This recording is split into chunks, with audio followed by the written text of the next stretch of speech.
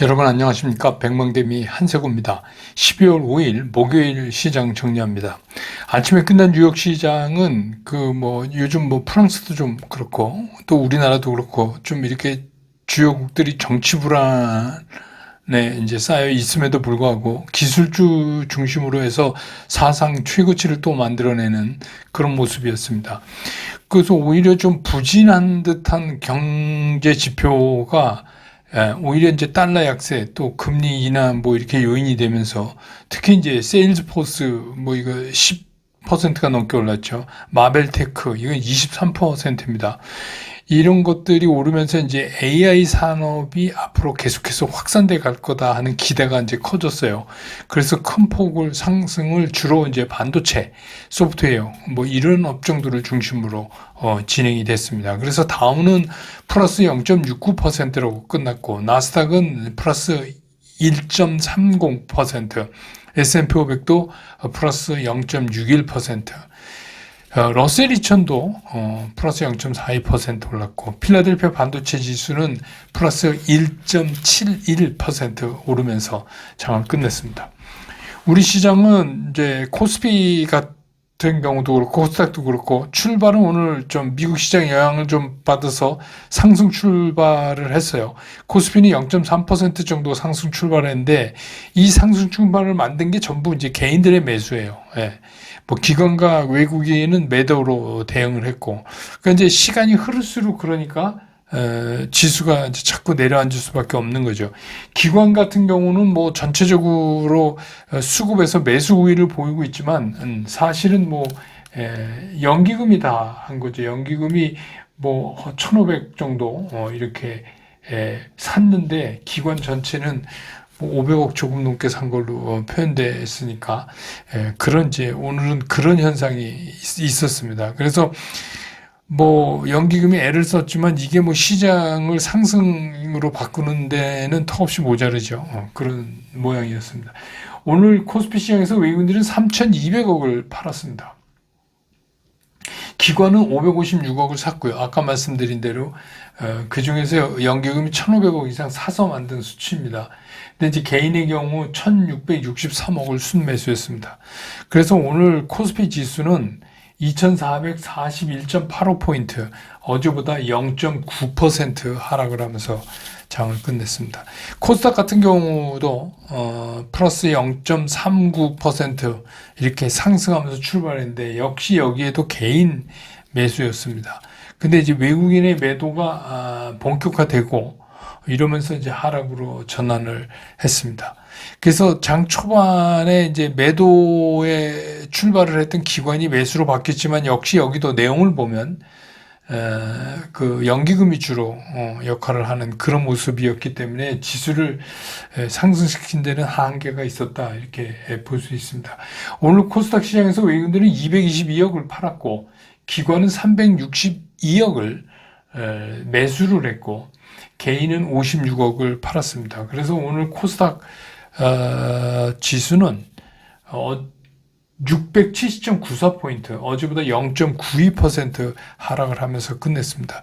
아시지만 기술적으로는 양시장 모두 횡보 내지는 조정 국면을 더 깊게 들어가는 그런 모습을 보여주고 있습니다. 환율은 이 시간 현재 1,414원 90전 수준에서 거래되고 있습니다. 그다음에 이제 시청 상위 종목들을 보면 오늘 이제 삼성전자 같은 경우 외국인은 1,399억을 순매도했고 기관이 1,350억을 샀어요. 근데 이제 연기금이 727억을 그 중에 샀고, 그 다음에 이제 자사주 매입하는 기타 법인이 523억 사고, 그랬습니다. 어쨌든 오늘 삼성전자는 외국인과 기관이 동시에 파는 그런 거는 면했습니다.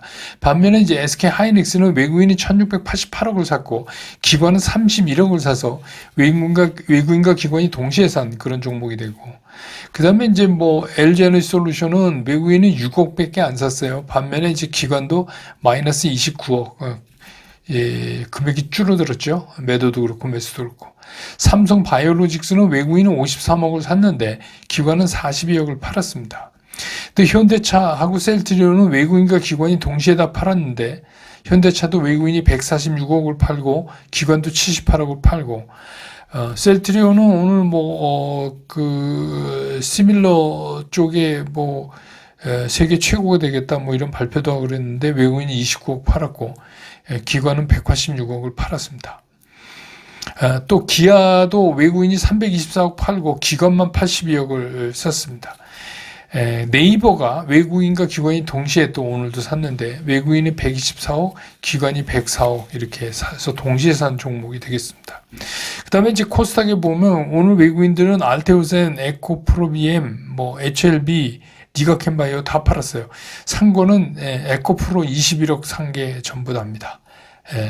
그 다음에 이제 기관에서는 알테오젠은 8억 샀고, 에코프로비엔 25억 팔았고, 에코프로 17억 팔았고, HLB는 13억 팔았고, 니가캔바이오만 기관이 105억을 사는 그런 모습이었습니다. 오늘 이제 많이 움직인 섹터별로 좀 짚어보면, 오늘은 이제 반도체였어요. 그러니까 미국 시장에서 어제 이제 반도체가 강했기 때문에 그 상승 영향을 좀 받았죠. 그래서 이제 우리 소위 말하는 반도체 밸류체인을 따라서 HBM, 낸드, 뉴로모빙, CXL, 온디바이스 AI 등등 이렇게 했는데 특히 이제 우리가 눈여겨봐야 될 거는 장비 쪽의 움직임이 좀, 살아났다 하는 거죠. 그 다음에 이제 소재 이랬습니다. 그래서 이거는 또 어제 이제 미국 시장에서 반도체 이쪽이 오른 게 결국은 뭐라 그래도 AI 뿐이 없다 그런 거죠. AI 산업 확산에 대한 기대감이 이제 다시 커지면서 그렇게 됐고 또 이게 이제 유리기판까지도 영향을 주는 그런 모습이었습니다. 그 다음에 이제 또 한 가지는 AI 이러면 우리가 또 생각해야 되는 게 있잖아요. 뭐죠? 일렉트리시티. 여기에 이제 관련돼서 전선이나 전력 설비 이런 것들이 이거는 제가 집중 분석에서도 계속 이번 주에도 말씀드렸죠. 어쩔 수 없는 섹터다. 이 섹터는. 그래서 오늘 이제 그랬고 어제도 또 가장 리커버하는 속도가 빨랐고 그 다음에 이제 미용 관련해서 이건 전체는 아니지만 일부 좀 움직이는 것들이 보였고 이거는 이 K뷰티에 대한 기대가 상당해요. 그래서 요새 보면 자료 나오는 거 보면 K뷰티 자료가 너무 많이 나와요. 너무 많이 나와요. 그래서 너무 기대가 큰 거 아닌가 이런 생각도 한편으로 들기는 하는데 어쨌든 간 요새 이제 K뷰티에 관련된 것들이 좀 움직이는 그런 모습을 보입니다. 그래서 이제 오늘 시장의 특징을 좀 정리해 보면 반도체 관련이라든지 일렉트리시티에 관한 것들은 이제 제대로 상승을 한 건데 이제 걸리는 게 뭐냐면 전체 수급에서 우리 시장은 여러분 아시다시피 외국인들이 들어와야 되는 거잖아요. 근데 이제 외국인이 오늘도 코스피에서 3,200억을 팔았단 말이에요. 외국인 매도가 지속되는 그리고 또 그런 외국인 매도가 쉽게 끝날 것 같지 않은 그런 이제 답답한 시장이 계속되고 있다 이렇게 볼 수 있습니다.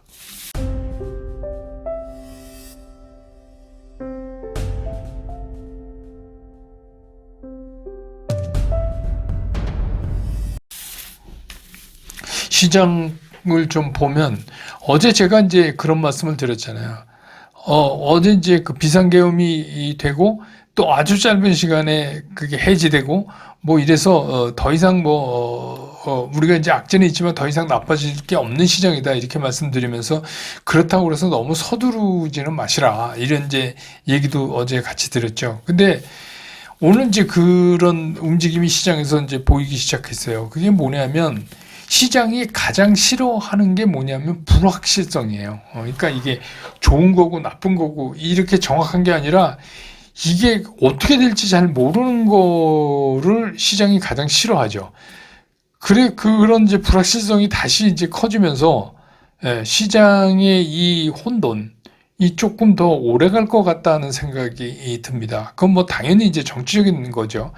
가장 중요한 거는 앞에서 말씀드렸지만 외국인들의 수급이 좋아져야 그래야 우리 시장이 올라갈 거 아닙니까? 그러니까 우리끼리 올리는 건 굉장히 제한적이에요.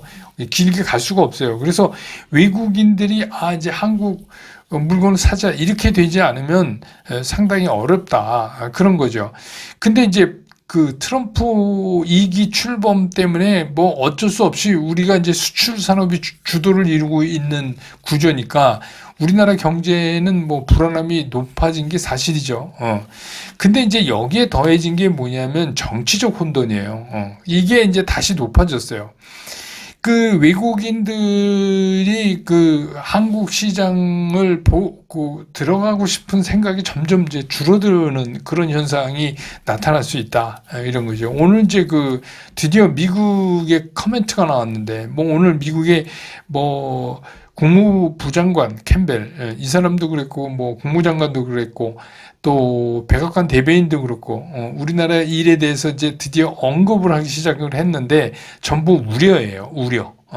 특히 이제 그 국무부 부장관 캠벨 같은 경우는 인터뷰에서 한국 문제에 대해서 한국의 윤 대통령은 심하게 오판을 했다. 이렇게 이제 얘기를 했고, 거기에 덧붙여서 앞으로 몇 개월 동안 한국은 좀 어려운 상황이 될 거다. 이런 발언을 했어요. 그러니까 이런 발언을 듣고 외국 투자가가 한국 주식을 산다? 이거는 좀 이제 어렵죠. 그런 거 어렵죠. 왜냐하면 이게 뭐 정치인들이 한 얘기지만 이게 굉장히 투자에 영향을 많이 주는 거죠. 그 이제 아시지만 여당이 당론으로 대통령 탄핵을 이제 반대하기로 이렇게 했다, 결정을 했다, 이렇게 이제 뉴스 나왔잖아요.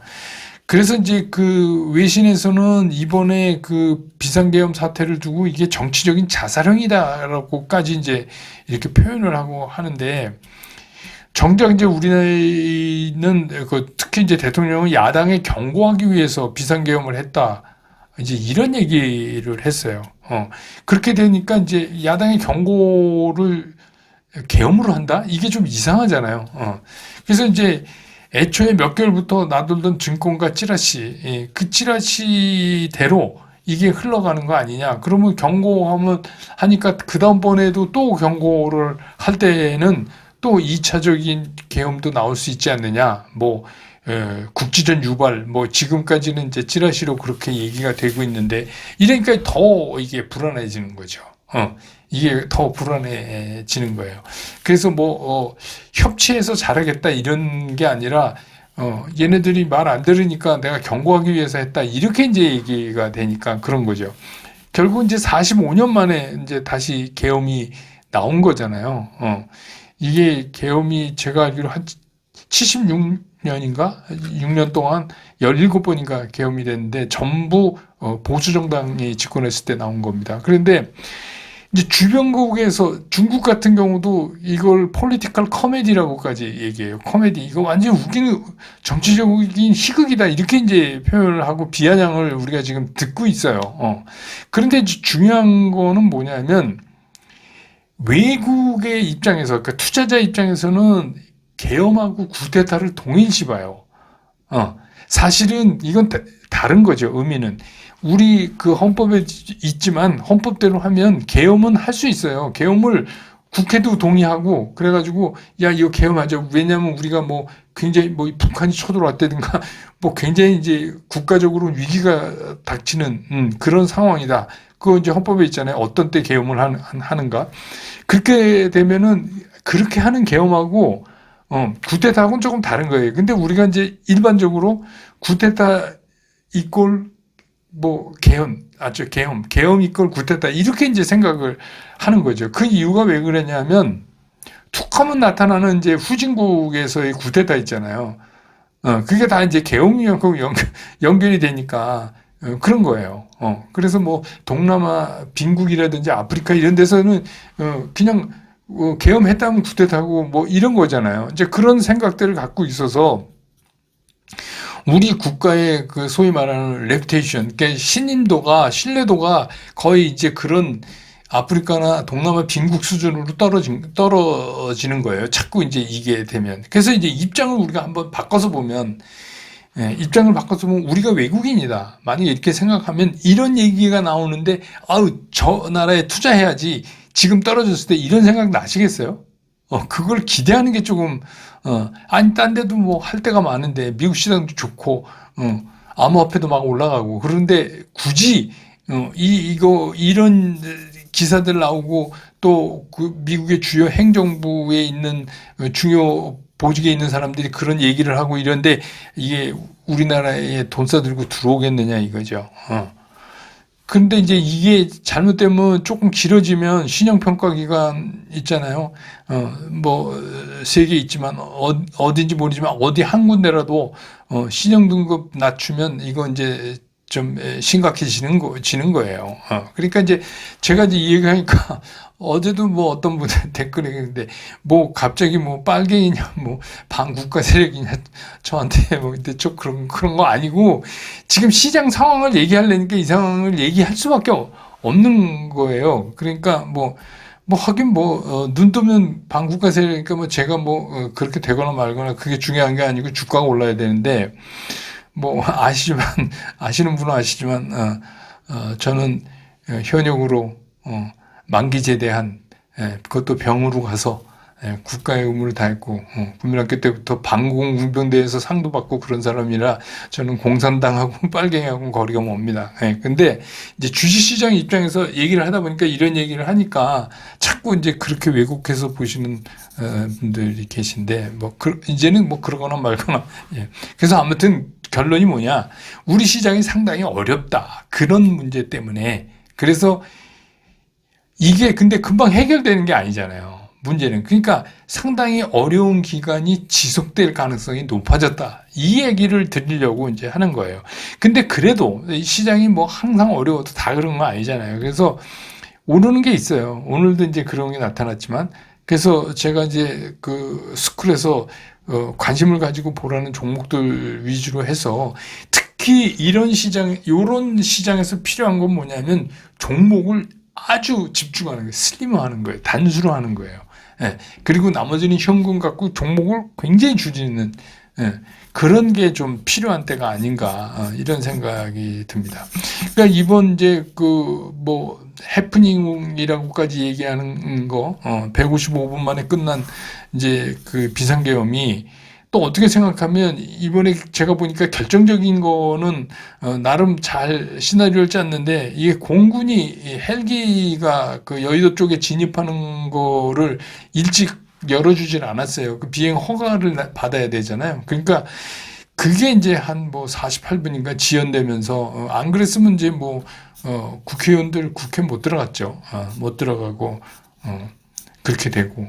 그 무슨 이유에서 그런지 구사단 서울 근교에 300명이 완전 무장하고 대기했는데 거기도 출동을 못했어요. 아무튼 이렇게 해서 이제 어쩔 수 없이 국회에서 이제 처리가 되니까 그리고 이제 그 여당의원 18명도 같이 찬성하고 이러면서 이제 이번에 이제 비상계엄 해지가 됐는데 이제 오늘 대통령이 난 잘못 없다 이렇게 이제 얘기를 했어요.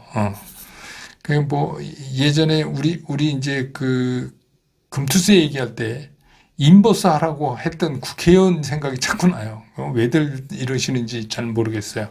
근데 이제 중요한 게 뭐냐면 주식 투자하면 저는 이제 몇 번의 그런 상황을 넘겼어요. 제가 겪은 거는 이제 11.6 때부터 겪었으니까 그 시장에 영향을 주고 어려움을 이렇게 가지만 결국 이게 다 이제 지나가요. 그런데 중요한 게 뭐냐면 이런 시기를 보낼 때는 우리가 그 속담에 말한 것처럼 호랑이한테 물려가도 정신만 차리면 되니까 정신을 잘 차리고 있어야 돼요.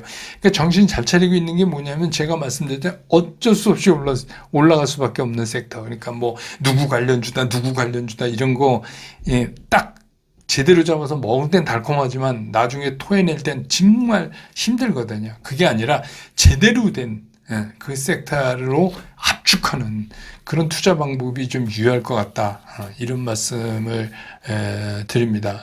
그래서 시장도 겨울인데 날씨도 겨울이고 시장도 겨울이고 이거 잘 우리가 이제 견뎌내야 되는 거 아닌가 이런 생각이 듭니다. 오늘 시장 정리 이렇게 끝내고 내일 또 장 끝난 다음에 저는 다시 여러분 곁으로 돌아오겠습니다.